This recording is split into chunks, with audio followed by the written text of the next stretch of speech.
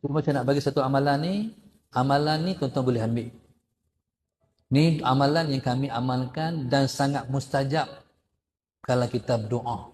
Bacanya ialah pada Musallallahu alaihi wasallam Muhammad pada sujud yang terakhir dalam setiap sembahyang fardu ataupun sembahyang sunat. Bismillahirrahmanirrahim. Doa tu bunyi macam ni. Di doa ni kami amal waktu mengaji. Jadi kita minta Allah bagi pada kita mendapat kejayaan di dunia dan akhirat. Okey, doanya macam ni. Bismillahirrahmanirrahim. Ya musabbibal asbab. Ya fatihal abwab. Ya sami'al aswat. Ya qadiyal hajat. Ya mujibad da'awat. Ij'alna minan najihin. Ulang balik. Ya musabbibal asbab. Ya fatihal abwab. Ya sami'al aswat. Ya qadiyal hajat. Ya mujibad da'awat.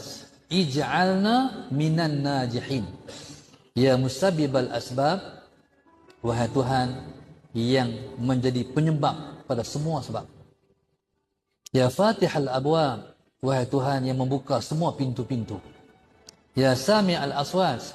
Wahai Tuhan yang mendengar semua suara. Ya qadiyal hajat.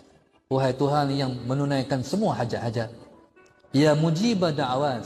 Wahai Tuhan yang memperkenan semua doa-doa. Ij'alna minan najihin. Sallallahu Muhammad.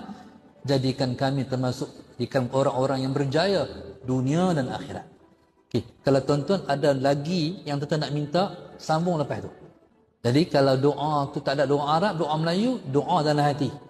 Selesai doa, selesailah amalan yang saya ijazahkan ni, kita baca dalam sujud yang terakhir pada setiap sembahyang fardu ataupun sembahyang sunat. Insya-Allah Allah kabul.